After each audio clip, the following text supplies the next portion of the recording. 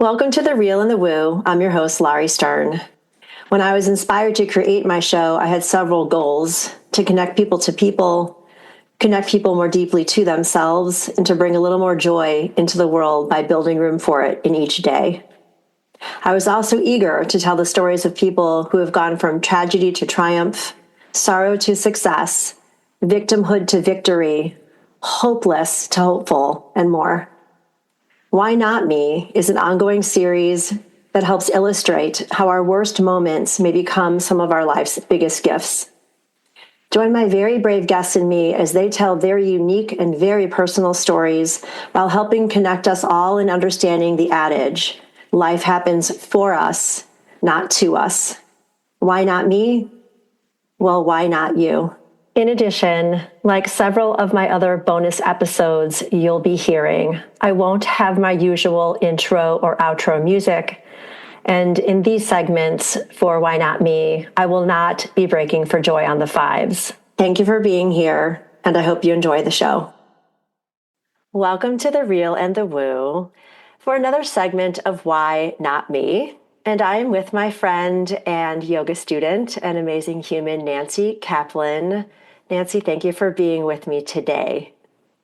I met Nancy, as I said, through teaching yoga and through our collaborative experience on and off the mat. She graciously took a few of my workshops on chakra things. I told her I was doing this segment on my show. I didn't really tell her what it was all about until recently. And so Nancy's here to share her story very personal story of her husband's passing in an effort to elevate the consciousness of listeners possibly going through a similar experience or experiences that might not feel so wonderful in the moment in which they're having them, but over time come to recognize those experiences as learning opportunities and sometimes even gifts. So with that introduction, I would just like you to spend a few moments in any particular order. There's no rehearsal here. There's no right or wrong here. It's just a way to have a conversation about your story. And so I'd like you to start with your story, and then we'll go from there. Well, I'm not sure how far back to start it. As far back as you'd like to go. First of all, I just want to tell everybody that you're one of the most gentle souls I know. You've got this wonderfully ethereal, kind, and gentle demeanor, all wrapped up in a badass bag of you do martial arts. So you can start there. You just go wherever you want to go. I just wanted to sprinkle that in because I just find you so amazingly multifaceted.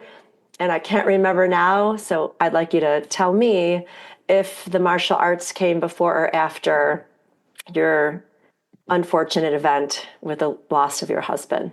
So it actually came a long time before it started, when my son was 7, and he's almost 38 now. He was doing karate, and I would, sometimes watch classes, and I thought, God, this looks like a great workout. And I was kind of bored with the workouts I was doing. So then we went to a tournament, and I saw adults that were beginners. So I was like, oh, maybe I should try this. And I did. With where my son was doing karate, there were a few of the dads that thought the same thing when they were at the tournaments. So they started a class, and it was some dads and me and a couple of teenage brothers who were older than the kids that they had been watching. Anyway, I actually loved doing karate.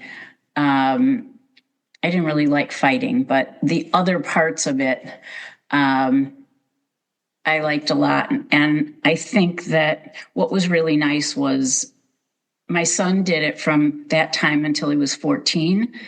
And after a relatively short time, we were able to go to classes together. And I don't think I would have done it otherwise because I was working full time. So I wouldn't have come home and then left. But since we could go together, it was a really good experience. And it was kids and adults together. And sometimes the kids were teaching the adults, and it was great. And there was a sense of community, and it was something to focus on, and good physical activity. I started that a long time ago, and I did stop a few times for a period of years. So I have two children, and like many people, we had a really busy life, and I worked full time, and my husband had a business, and we were busy and usually pretty happy, and things went really well, and we were both very active. And then everybody knows when the pandemic started, so life changed. My kids were already adults, and as your life changes, relationships change, and who knows how, I think the pandemic for relationships, in some cases it was good, in some cases it wasn't. For us, like being in the house together all the time was actually great. Yeah. We wouldn't have chosen it, but we had a good time together. And then in the fall of 2021, he wasn't feeling well. He did a lot of biking, and he was slowing down a little bit, and he was, he got tired more easily, couldn't ride as far. And at first we thought maybe it was just aging. But he was diagnosed with a rare form of cancer, and we knew it was not curable. The doctor had said, we have a number of things we can try, and hopefully something will work. And then when it stops working, we try something else. So we were at a point in life where life would have changed anyway, because he was kind of winding down his business. He was, and I was. Well, I had been working only part-time during the pandemic, and then I stopped working when he got sick. Then it was like 13 months from his diagnosis until he passed away. I know lots of people now who have lost their spouses. I feel weird saying I was lucky, but in so many ways I was lucky, because he was always optimistic. He was rarely depressed. And he was still himself, and he was fun to be with.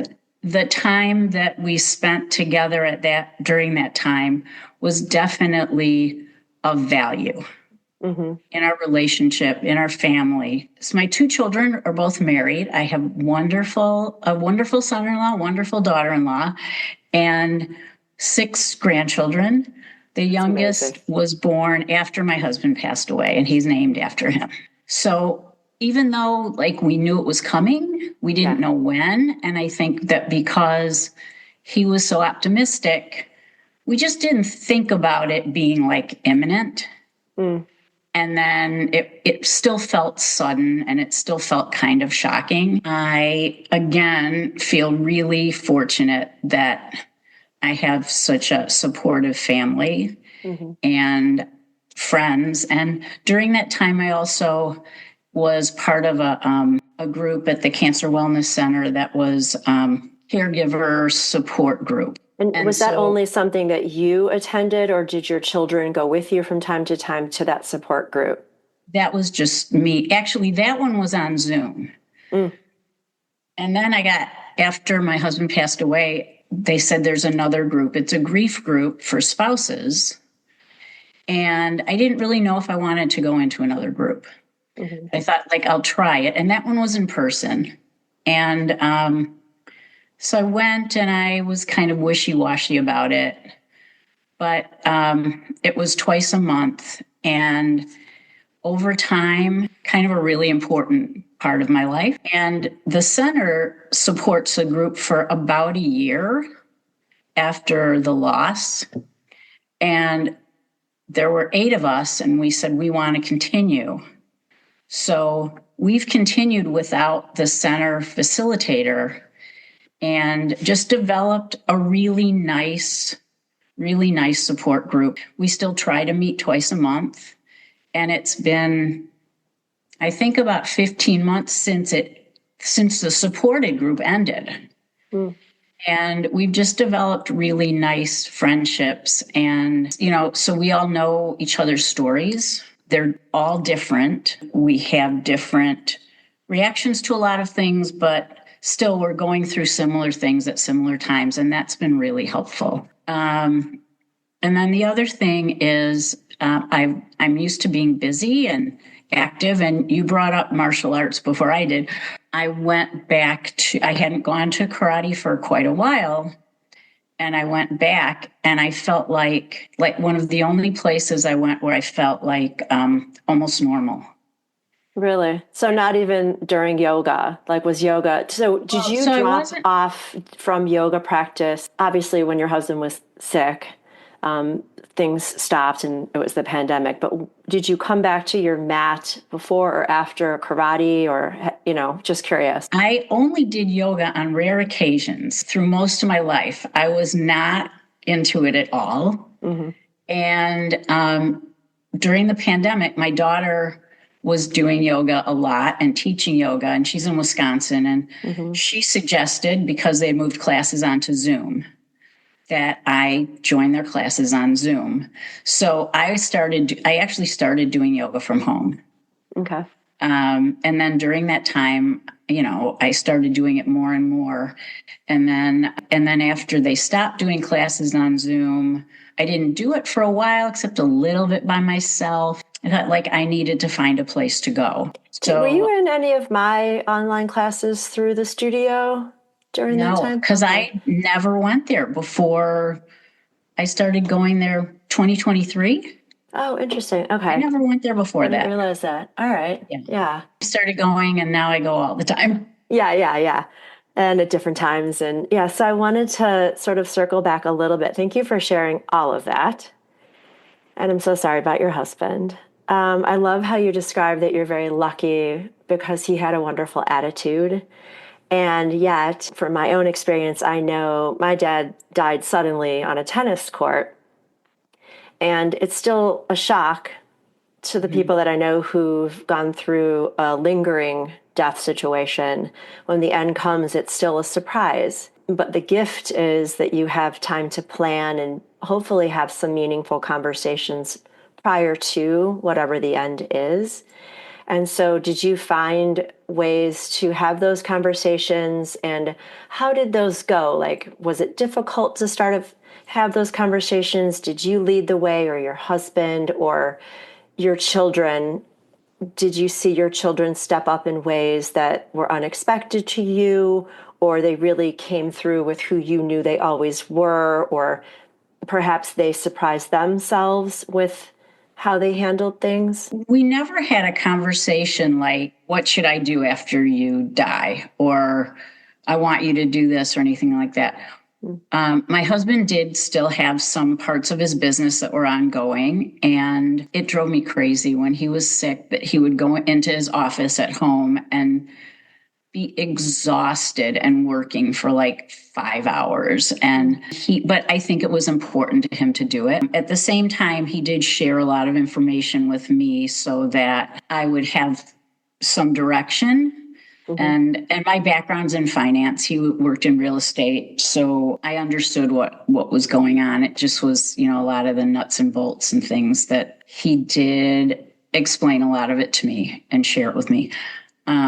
As far as the personal stuff, it was more like sometimes I would say, I was going to go do something, but I can stay home. And I just vividly remember saying, go do that, live your life. Mm-hmm. And it kind of stung at the time. But I think he was thinking about the future that I would have to do that. My children were very, I don't know what I would have said if it hadn't happened and somebody said, what would you expect them to do? They were wonderful. They were here and supportive and always calling and checking in. And my daughter works in healthcare, in women's healthcare, but she knows a lot about medicine. So when we had meetings with the oncologist, we would always put her on FaceTime so that there was somebody who knew more than I did. Yeah. And my husband to, hear things and be able to process them. And they're both really busy people. They have, they work and they have children and spouses and lives, but I never felt like they weren't there. Yeah, well, and it's so important. You just hit something on the head when people are going through these health experiences, that Mm-hmm. it's really important to have an advocate in the room with you, a third party. And it sounds like your daughter provided that, because in those moments, all the things are swirling in your own brain, the fear, the upset, and you're trying to remember, and it's impossible. And so it's really nice that you were able to have an advocate that could record information for both of you, it sounds like. And that's really important. And what a wonderful gift that she provided. It's really helpful to have somebody in the medical field also. It sounds to me, fortunately, that this whole scenario only solidified the tight unit that you and your husband had created as a family, versus his illness and his passing altering or destroying relationships in a family. Mm-hmm. So that's a good, wonderful testament to you and your husband and to your kids also, because some people aren't so fortunate to go through that all together. Mm-hmm. And did they seek external support, as far as you know, like a grief support, or nah? They didn't really talk much about that. Mm-hmm. I think they each had people to lean on. I know my son-in-law's mother passed away about 10 years ago, and he was very close with her. So I think he was very supportive of my daughter. Mm-hmm. And my son sadly had, one of his best friends' father passed away 3 weeks before my husband. And, he had close friends that had lost parents already. So I think that they also had other people for support as well. Yeah. I wanted to ask you about your support group, and I love that that you kind of went rogue. Knowing you now, it's no surprise, but you're like, yeah, well, we want to continue, and we don't necessarily need this group. And it sounds like Yeah. you kind of got kicked out, but I love that you've maintained those relationships. And in that way, do you talk about in those groups, or even just talk about it with your trusted friends, the labeling that obviously comes up? You're a widow now. I hate that word. Hate that word. I know, and I've never really said it to you, but we need to come up with a better word. So, A, have you come up with a better word? And B, in your support group, in your friendships with people who have gone through similar things, do you discuss how the labels sort of aggravate you or invigorate you? Did you ever think about it prior to this conversation, how people may identify you? I know that's not necessarily how you identify yourself, but I kind of wanted to talk about that too. I don't really think about the labels, but I do sometimes think about how I'm seen, because I do remember when it wasn't me, when it was someone else, how you see that person. And one of the things that I've felt, and other people I know have felt the same, like when I've known someone who lost a spouse, I didn't know what it was like. And I wish I had been more supportive. Mm. Or, when people say, and it's all with good intentions, when people say, call me if you need anything, most of the time people don't call. You mean like someone said that to you and you did not take them up on it? Or like if somebody says that to me, I'm not, what am I going to ask them for?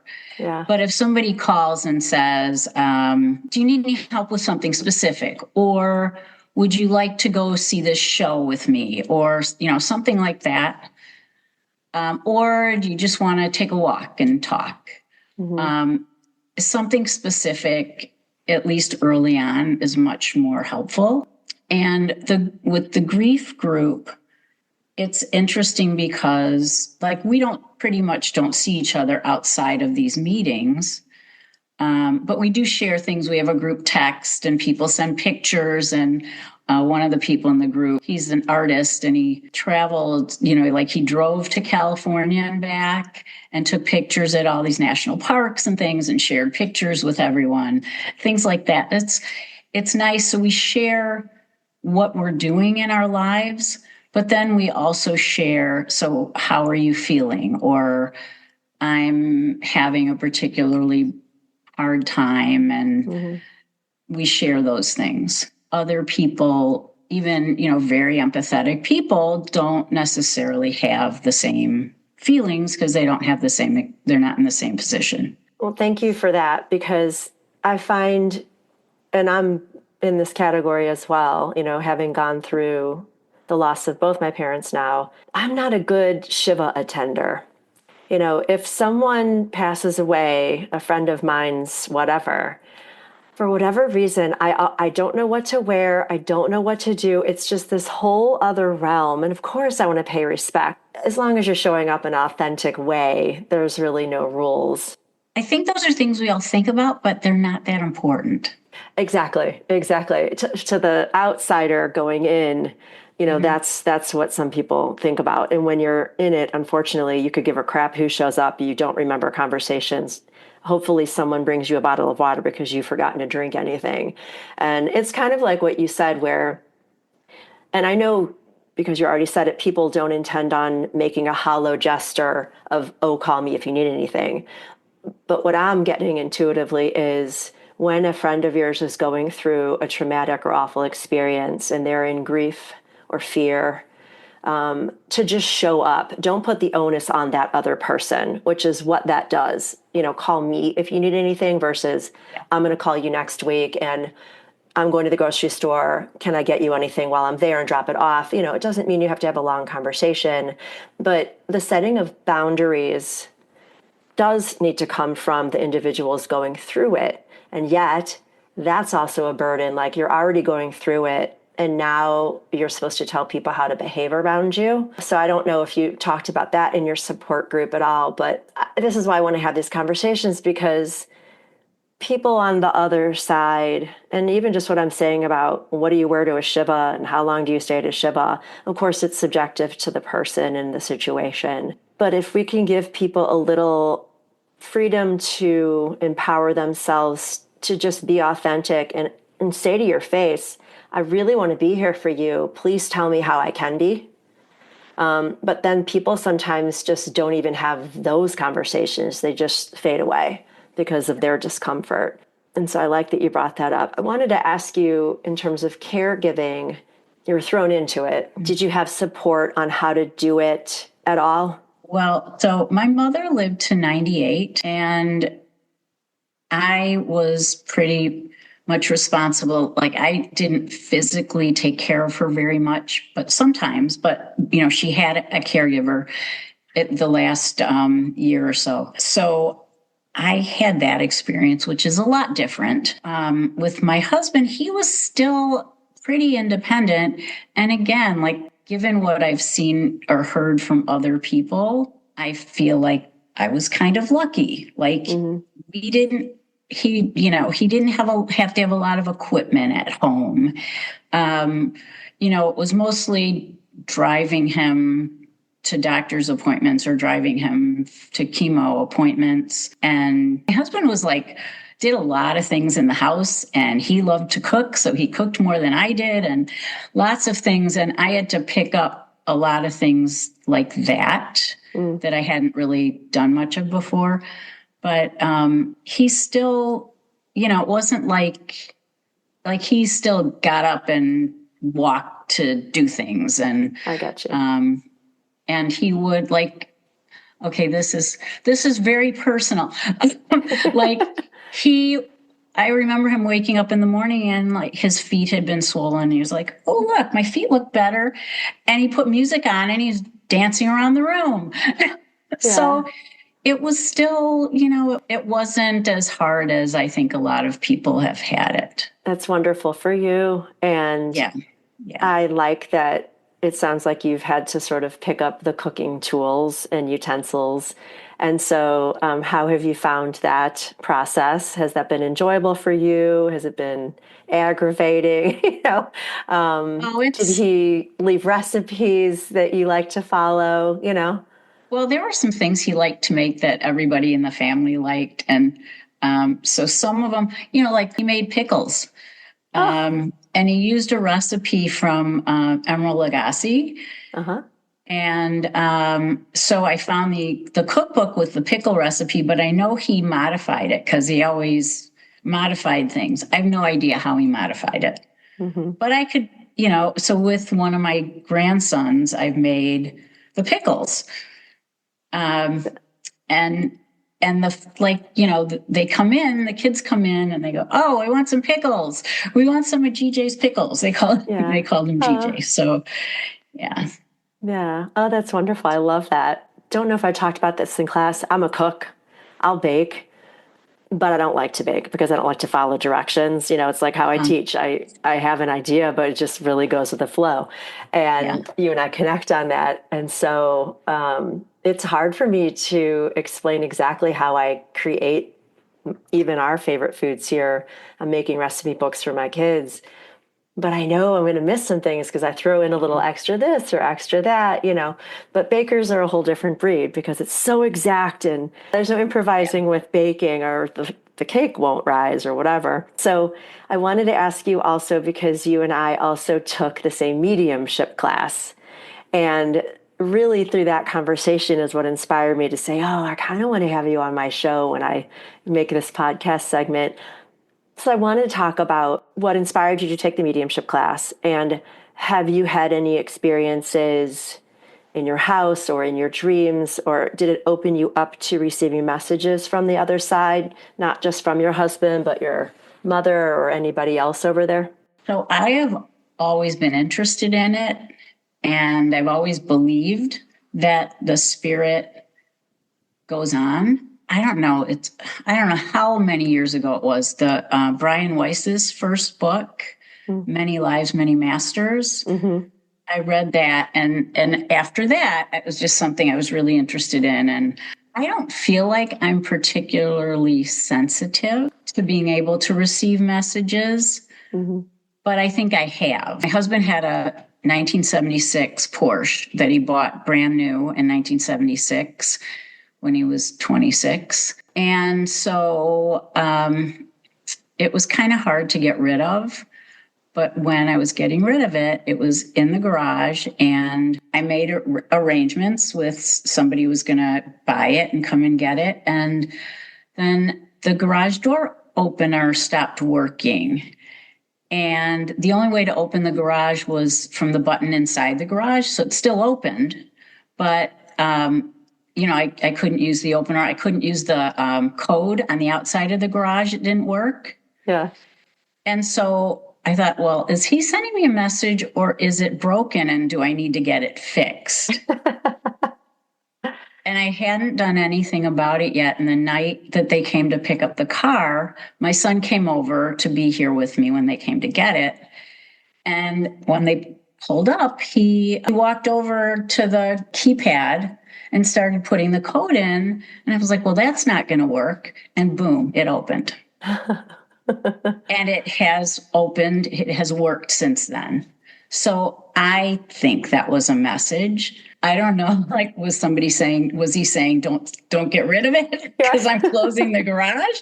I don't Right. think so. And things like with electricity, and that's one of the things that Lisa, who we Mm-hmm. took the class with, she said to me, she goes, he likes to play with electrical things. Mm-hmm. So I think sometimes there were things like a carbon monoxide detector that beeped, but it didn't keep, how they beep when they start Yeah. beeping, they don't stop till you do something. It would just beep once. Did you pay attention to the time, or maybe you will pay attention to the time? I do that. I look at like Oh, the look at the numbers clock. and what their meanings Yeah. are when something happens. Yeah. It's fun. It's a fun layer. I'm also taking another class with another person. Oh. That's one of the things she suggested at one point was she said, maybe like when you're going to sleep at night, ask for a very specific sign. Mm-hmm. And she gave us some examples of things she had done. So one night I was going to sleep and it was still winter and really cold and snowy. And I thought, like, I don't know what to ask for. So then I said, show me pink flamingos. So the next day I was on my computer in the morning doing some things. And then when I was shutting down the files, you know how the screen gets a picture on it. It was full of pink flamingos. I love that. Yeah. That's So I was great. going, wait a minute, how did that happen? Yeah. Well, and we're told in these classes and just in the work that we do, it's, they want to play with us Mm-hmm. and they like jobs, right? So give me a sign, send me Mm-hmm. pink flamingos. I can't Yeah. find my car keys. Help me out with that. Yeah. And more times than not, we are offered help if we're open to receiving it. And Mm-hmm. so it's really fun to play, because they're probably really bored sometimes, I would imagine too. Like, I don't know. And I think they can go anywhere and be, with anyone they yeah, want. And he had lots of people to visit. So right. Yeah, grandkids and your there kids. was And I there know, was another he had a very good friend she from college. She lives in California. And I sent her a text on her birthday, which was February 23rd. And then we exchanged some messages. And that night, she sent me a long text. She said her son had called. He was with one of his kids at the track and said, for your birthday, we want to put a bet on a horse for you. mm, So she said, read me the names. And one of the horses was Jimmy, and that was my husband. So she said, put it on Jimmy. And Jimmy, I think the odds, I don't remember exactly what it was, but basically the odds were like 23-1. And it mhm. was the 23rd, and Jimmy won. Oh, wow. So I she love thought it was that. a message from him. Yeah. Yeah. And of course, I Or would, one, I would something. agree. Yeah. Yeah. Oh, I love that. Is there anything else that you'd like to share in terms of, this is called Why Not Me?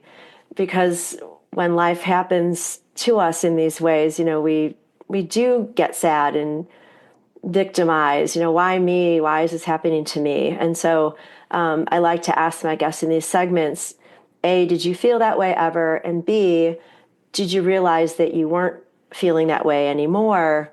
And that now you can look back and say, like you already have, you've learned so much, it was a lesson or anything like that. I think that I have, like everybody, my life has had ups and downs and difficult times, and I've always felt like I'm fairly lucky.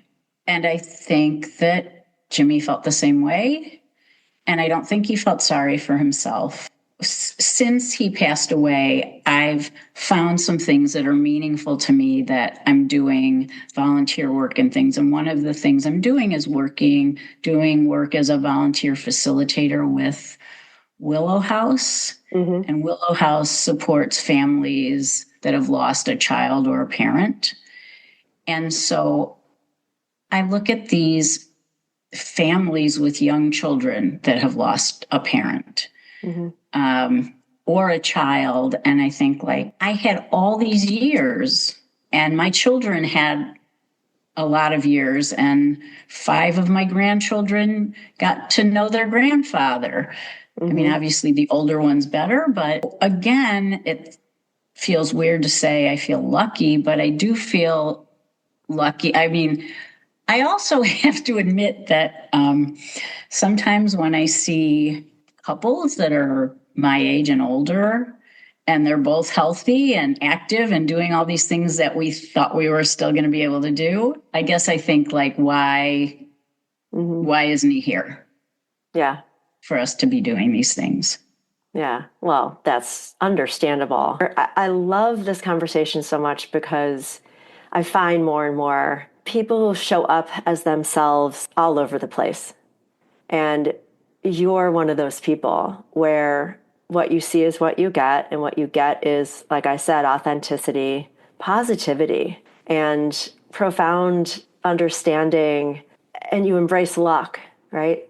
And so I love that your characteristics have carried you through in the same way with this situation. Whereas other people would fall down on their face, it doesn't sound like you've ever lingered there, because that's just not your baseline. And it doesn't mean you don't have those days. But I also want to inspire people to understand you're allowed to be yourself even when you're going through whatever it is that you're going through. I think sometimes the world expects us to disappear or whatever. And we are allowed to design this journey as it feels good for us and works for us. And you're an example of that. And I don't mean to say that you've denied having feelings, but your baseline is sweet and positive. And that's how you experienced this time in your life, it sounds like. So I will say that I can't imagine what it would be like to lose a spouse and not have a family. Mm. Or families come in all different shapes and sizes. But I really feel like a lot of when things have been very hard, a lot of what's gotten me through it is I need to do this because I need to be here for my family. Mm. And I know, and I need to, in some ways, I feel like I need to provide what he would have provided too. Even though I'm not him and I'm not the same person and I don't do the same things. Mm-hmm. But he was kind of like the family cheerleader, and it was like, oh, you want to do that, then do it, know. So I think that's helped me a lot too. It's just sort of take that part of his persona on as your own and work with that. Was that hard initially to do? Yes, and it still is. Like, there are times when I'm just like at a park with the younger kids and I think about what it was like when we were both at the park with it, and it was different children. It was the older children when they were younger. And I just feel like sometimes I feel like he's there. Mm-hmm. And sometimes I just feel like he should be there. And how you're learning to navigate the relationships just on your own. You've got a whole wheelhouse of wisdom and experience to offer to your grandkids and to your kids. And with the years of experience that you had with your husband, carrying that forward as well in your own way. It sounds like they're benefiting from both of you still. To think that. Yeah. So that's great. That's wonderful. And I like that you are giving back. Places like Willow House are wonderful service agencies for people going through scenarios like you described. And have you come up with a word then, other than the W word, on how to describe who you are in this particular scenario? And somebody actually asked me, what do you consider yourself? Like, widowed, single, whatever. And I said, and without even thinking about it, I said, I'm still married. Not everybody feels that way, but I do feel that way. Yeah. But I still walk into a room by myself. Yeah, you cut out a little bit with the first part of your answer. So did you have a word that you said? No. Okay. Well, it sounds to me like you're a trailblazer renegade for shifting the paradigm on you want to be defined and how people get to define themselves in this situation. I think saying widow and widower is just, it's so sad. It's true. That's what it's called. But I think there's other words we can come up for it. And I like that you say that you're still married. So, I like to make mashups from time to time. If I come up with a word for you, I'll email you. Okay. The reason I asked is you're not defined by it, clearly, without any disrespect for having gone through it. But I like that in this scenario, too, you're redefining what it means to be no longer married because someone's on the other side. So you're spiritually married. And you always will be married, obviously, and always love him. And that you share your story with others is tremendously wonderful. And I hope that you keep doing what you're doing with all the things that bring you joy and happiness as well. The karate and taking classes and helping others. Well, I want to thank you because you're one of many people that I've met in the last few years that have enriched my life. Hmm. And I really appreciate it. Oh, well, I appreciate you having the faith and courage to talk to me, right? Because I could tell it wasn't something that comes easily to you talking about yourself, which is interesting because you help others in the roles that you play at Willow House and things like that, where you are, I would imagine, sharing your stories with those people. But in the regular world, on and off the yoga mat and just like walking around town, you're more reserved and you play things a little close to the chest as you're allowed to. And so the way that I've been able to encourage you to come talk to me and seeing you come out of that shell a little bit is a gift to me. And I appreciate you so much for that courage and bravery. And I only wish so much wonderful nachas for you down the road, and can't wait to see what else you do and share with me. Maybe I'll have you come on the podcast to talk about karate at our age, and that's awesome. Yeah, But we want to do these things for a long do it. time, Nancy, and how Yes. we navigate our aging bodies while wanting to do what we want to do is part of the game of life for sure. And being able to lift up grandchildren and one of the classes I've told you before I want to be offering is to grandparents, right? Because if you want to get down on the floor and play with your grandkids, you got to be able to get back up off that floor. Mhm. And people forget that's sometimes not so easy. So you're a testament to Well, staying active. again, I'm lucky. It's still easy. Exactly. Well, your karate and your yoga and everything else that you do is obviously serving you well. So thank you so much for being with me today on the show for this segment. And I hope that people out there going through it might find some inspirational nuggets that you've shared, obviously, because it's a very personal story to each person going through it, but it's universal that we're all going to end up on the other side at some point. And how we get there is just individually designed in our soul's plan, right? And so thank you for sharing your plan and your soul with me and my listeners today. Thank you, Larry. Thank you.